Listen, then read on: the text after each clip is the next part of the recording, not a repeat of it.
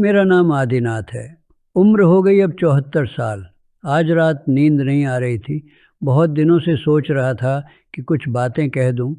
किससे कहूं ये नहीं पता, बस शायद खुद से या फिर उन लोगों से जो अभी मेरी उम्र की ज़िंदगी जी रहे हैं। पता नहीं कोई सुनेगा भी या नहीं, पर मन में बहुत कुछ दबा रह गया है।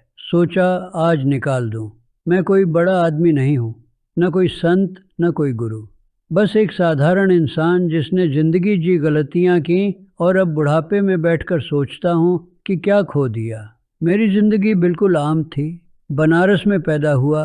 बाबूजी रेलवे में क्लर्क थे, अम्मा घर संभालती थीं। 3 भाई बहन हम लोग थे। छोटे से घर में एक दूसरे के ऊपर चढ़कर बड़े हुए, पर उस तंगी में भी एक सुकून था। शाम को छत पर बैठना, अम्मा का बनाया खाना, बाबूजी की डांट, वो सब याद आता है। फिर पढ़ाई हुई इंजीनियरिंग की। उस जमाने में इंजीनियर बनना मतलब घर का नाम रोशन करना। बाबूजी ने कहा था, बेटा पढ़ लिख कर अच्छी नौकरी कर लेना, बस यही एक रास्ता है। और मैंने वही किया। दिल्ली में नौकरी मिल गई। सरकारी नहीं थी पर अच्छी कंपनी थी, तनख्वाह भी ठीक ठाक मिलती थी। फिर शादी हुई सीता से। सुंदर लड़की थी। ससुराल वालों ने बड़ी उम्मीदें लगा रखी थी मुझसे। शादी के बाद जिंदगी एक रफ्तार पकड़ गई। सुबह 6 बजे उठना, नहाना, चाय पीना, भागकर बस पकड़ना। ऑफिस में घुसते ही काम का बोझ, फाइलें, मीटिंग, बॉस की नाराजगी, टारगेट। शाम को वापस थके हारे घर,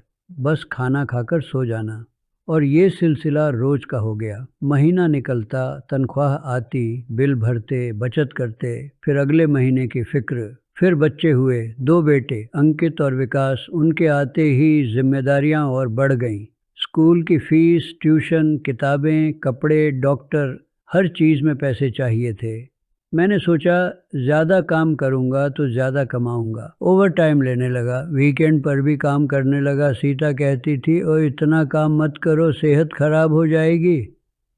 पर मैं सुनता कहाँ था। मुझे लगता था कि मैं सब कुछ सही कर रहा हूँ। घर चल रहा है, बच्चे पढ़ रहे हैं, सीता को कोई तकलीफ नहीं, तो फिर और क्या चाहिए। पर सच कहूँ तो मैं कभी घर में नहीं था। शरीर से था, दिमाग से नहीं। खाना खाते वक्त भी ऑफिस की टेंशन चलती रहती थी। सीता कुछ बताती, मैं सुनता नहीं था। बच्चे स्कूल में क्या कर रहे हैं, उनके दोस्त कौन हैं, उन्हें क्या पसंद है, मुझे नहीं पता था। एक बार अंकित ने मुझसे पूछा था, पापा आप मेरे साथ पार्क चलोगे? मैंने कहा, बेटा आज नहीं, कल चलेंगे। पर वो कल कभी नहीं आया और ऐसे ही सालों निकल गए। बच्चे बड़े हो गए। मैं प्रमोशन के लिए भागता रहा। एक बार मिला, फिर दूसरा चाहिए। पोजीशन मिली पर संतुष्टि नहीं। हमेशा लगता था कुछ और करना है, कुछ और हासिल करना है। समाज में इज्जत भी थी। लोग कहते थे, आदिनाथ बाबू बड़े मेहनती हैं, अच्छी नौकरी है, बच्चे भी पढ़े लिखे। पर घर में सन्नाटा था। सीता चुप रहने लगी थी। पहले बोलती थी, अब नहीं। शायद उसे पता चल गया था कि मैं सुनता नहीं। बच्चे भी अपनी दुनिया में मशगूल हो गए। वो अपनी ज़िंदगी में आगे बढ़ गए और मैं पीछे रह गया। 60 की उम्र में रिटायरमेंट हुआ। उस दिन ऑफिस में छोटी सी पार्टी हुई। लोगों ने तारीफ की। कहा, सर आपने बहुत काम किया। पर जब घर आया तो एक अजीब सी खालीपन महसूस हुई। अब क्या करूँगा, कहाँ जाऊँगा? पहले तो अच्छा लगा। सुबह देर तक सो सकते थे, टीवी देख सकते थे। पर कुछ ही हफ्तों में समझ आ गया कि ये खालीपन बहुत भारी है। बच्चे अपनी नौकरी में व्यस्त थे। अंकित मुंबई चला गया। विकास भी बेंगलुरु में सेटल हो गया। साल में 1-2 बार आते थे, फ़ोन करते थे, पर बस 5 मिनट की बात। पापा सब ठीक है ना? हाँ हम भी ठीक हैं। अच्छा बाद में बात करते हैं, मीटिंग है। सीता अब भी घर में थी, पर हम दोनों के बीच बातचीत खत्म हो चुकी थी। हम एक साथ रहते थे पर अलग थे। एक रात मैं छत पर बैठा था, चांद निकला हुआ था, ठंडी हवा चल रही थी।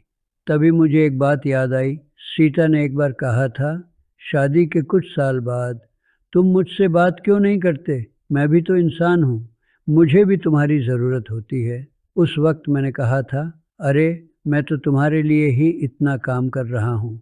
पर सच ये था कि मैं अपने लिए काम कर रहा था, अपनी इच्छा के लिए, अपनी सुरक्षा के लिए। मैंने कभी पूछा नहीं कि उसे क्या चाहिए और बच्चों से मैंने कभी पूछा नहीं कि वो कैसा महसूस कर रहे हैं। मैं बस उनकी फीस भरता रहा, उनके मार्क्स देखता रहा, पर कभी उन्हें गले नहीं लगाया, कभी बैठकर उनकी बातें नहीं सुनी। आज जब वो दूर हैं तो मुझे दोष नहीं दे सकता। मैं खुद ही तो दूर था जब वो पास थे।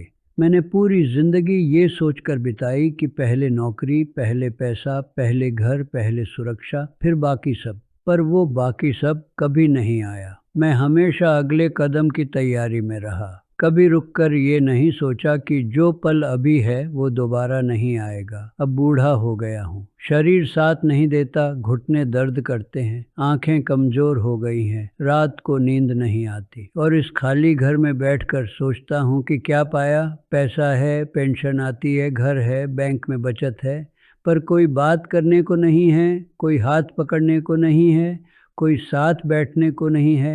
मीना बीमार रहने लगी है। डॉक्टर कहते हैं ब्लड प्रेशर है, शुगर है, पर मुझे पता है असली बीमारी क्या है, अकेलापन। और मैं भी अकेला हूँ। 2 लोग एक घर में, फिर भी अकेले। कभी कभी सोचता हूँ काश मैंने उस दिन अंकित के साथ पार्क चला जाता, काश मैंने सीता की बातें सुनी होती, काश मैंने एक दिन छुट्टी लेकर बच्चों को घुमाने ले जाता। पर अब सब देर हो चुकी है। मैं ये नहीं कह रहा कि नौकरी मत करो या मेहनत मत करो, ये सब ज़रूरी है, पर इतना मत खो जाओ कि खुद को, अपनों को भूल जाओ।